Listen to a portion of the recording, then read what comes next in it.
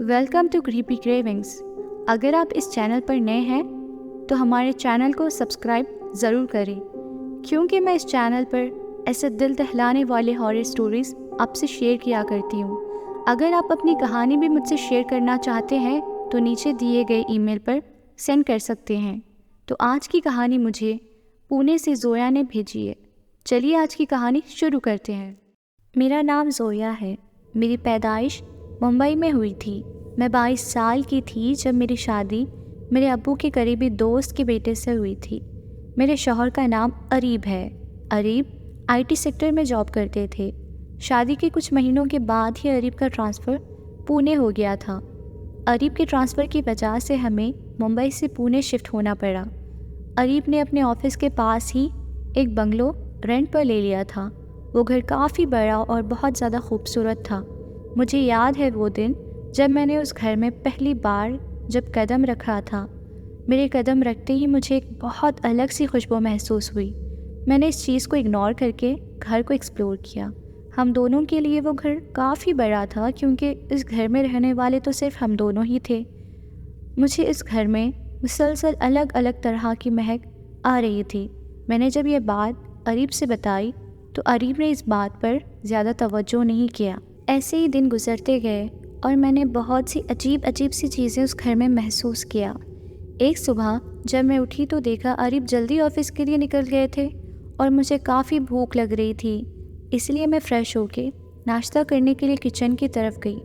جب میں کچن میں گئی تو وہاں ٹیبل پر بہت ساری مٹھائیاں رکھی ہوئی تھی۔ وہ ساری مٹھائیاں پلیٹس پر کافی اچھی طرح سے سجائی ہوئی تھی۔ میں یہ دیکھ کر شاکڈ ہو گئی۔ مجھے مٹھائیاں بہت پسند تھی اور مجھے لگا اریب نے یہ سب میرے لیے کیا ہے، شاید وہ مجھے سرپرائز دینا چاہتے ہیں۔ اس وقت میں کافی خوش تھی، پر جب رات کو اریب گھر آئے تو میں نے ان سے اس سرپرائز کا ذکر کیا۔ میری بات سن کے اریب کے چہرے کی مسکراہٹ سوچ میں بدل گئی۔ انہوں نے مجھ سے پوچھا کہ میں کس سرپرائز کی بات کر رہی ہوں۔ اریب کا ایسا بیہیویئر دیکھ کر مجھے لگا کہ وہ ابھی بھی مجھ سے مذاق کر رہے ہیں، بٹ اریب چہرے سے کافی سیریس لگ رہے تھے۔ انہوں نے کہا کہ وہ کوئی بھی سرپرائز پلان ہی نہیں کیے تھے میرے لیے۔ یہ بات سن کر میں کافی ڈر گئی۔ میں نے گھبراتے ہوئے اریب کو کچن لے جا کے وہ ساری مٹھائیاں دکھایا۔ اریب نے جب ان مٹھائیوں کو دیکھا تو وہ خود شاکڈ ہو گئے تھے۔ اریب نے قسم کھاتے ہوئے کہا کہ وہ مٹھائیاں انہوں نے نہیں لایا۔ اس رات کے بعد سے ایسے حادثات کافی زیادہ بڑھنے لگے تھے۔ کبھی فرش پر اپنے آپ چاول گرے ملتے تھے، مانو کوئی چھوٹا بچہ کھانا کھا رہا ہو۔ کبھی کچن میں مٹھائیوں کا اپنے آپ آ جانا، کبھی کبرڈ کے لاکر میں اپنے آپ پیسے آ جانا۔ یہ ساری چیزوں سے میں کافی زیادہ ڈر گئی تھی۔ ہمیں سمجھ ہی نہیں آ رہا تھا کہ آخر ہمارے ساتھ ایسا کیوں ہو رہا ہے۔ جب میں نے میری امی سے ان سب باتوں کا ذکر کیا تو وہ کافی زیادہ سیریس ہو گئے تھے۔ انہوں نے مجھ سے پوچھا کہ کیا گھر میں کوئی الگ سی مہک کا احساس ہوا ہے مجھے کبھی۔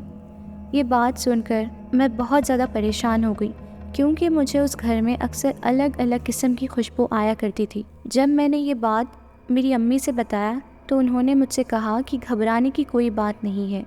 انہوں نے بتایا کہ اس گھر میں ہم صرف اکیلے نہیں ہیں بلکہ جنات بھی رہتے ہیں۔ یہ بات سنتے ہی میرے ہاتھ کانپنے لگے۔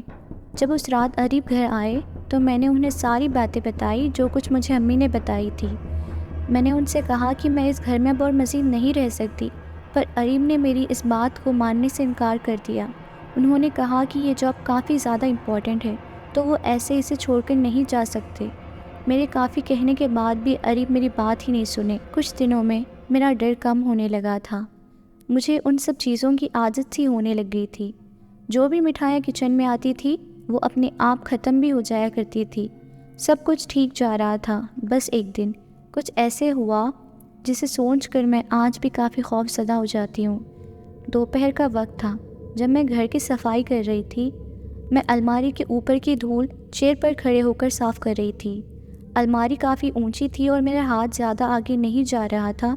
میں تھوڑا اور اوپر اٹھنے کی کوشش کر رہی تھی، تبھی میرا بیلنس بگڑ گیا اور الماری پر دھکا لگ گیا۔ میں نے خود کو تو سنبھال لیا پر الماری گر گئی۔ جب الماری گری تو اتنی تیز چیخنے کی آواز آئی۔ وہ آواز اتنی تیز اور بھینکر تھی جس کو میں لفظوں میں بیان نہیں کر سکتی۔ میں نے اپنے دونوں ہاتھوں سے اپنے کان کو بند کیا تھا، تبھی کسی نے میرے ہاتھوں کو پکڑ کر گھسیٹا اور میں چیئر سے نیچے گر گئی۔ جب میں اٹھنے کی کوشش کر رہی تھی تو مجھے کسی نے کافی زور سے تھپڑ مارا۔ وہ سلیپ اتنا زور کا تھا کہ میں بے ہوشی ہو گئی۔ جب مجھے ہوش آیا تو میں بیڈ پر تھی اور اریم مجھے ہوش میں لانے کی کوشش کر رہے تھے۔ انہوں نے مجھ سے پوچھا کہ کیا ہو گیا تھا مجھے۔ میں نے جب انہیں یہ سب باتیں بتایا تو وہ حیران ہو گئے تھے، پر انہیں میری پوری بات پر یقین نہیں آ رہا تھا۔ میں نے اریم کو کافی سمجھایا، پر انہوں نے مجھ سے ان سب باتوں کو زیادہ نہ سوچنے کے لیے کہا۔ آنے والے دنوں میں سب کچھ بدل سا گیا۔ مٹھائیاں نظر آنا بند ہو گئی تھی، فرش پر چاول بھی مجھے کہیں نہیں دکھتے، کبرڈ میں سے پیسے غائب ہونے لگے تھے، سب کچھ پہلے سے ایک دم الٹا ہونے لگا تھا۔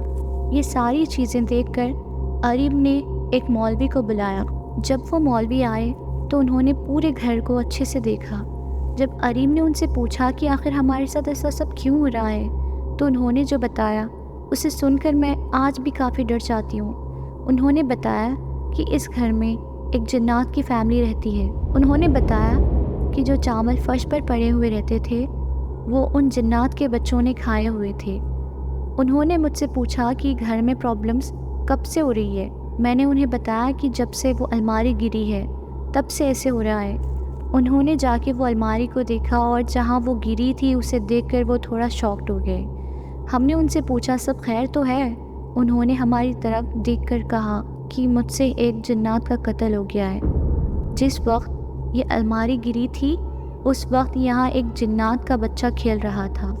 مولوی صاحب نے یہ بھی بتایا کہ یہ جنات نیک ہے، ورنہ یہ مجھ سے بدلہ لینے کے لیے ہماری جان بھی لے سکتے تھے۔ یہ سن کر میں کافی زیادہ رونے لگی کیونکہ مجھ سے ایک چھوٹے سے بچے، وہ بھی جنات کے بچے کا قتل ہو گیا تھا۔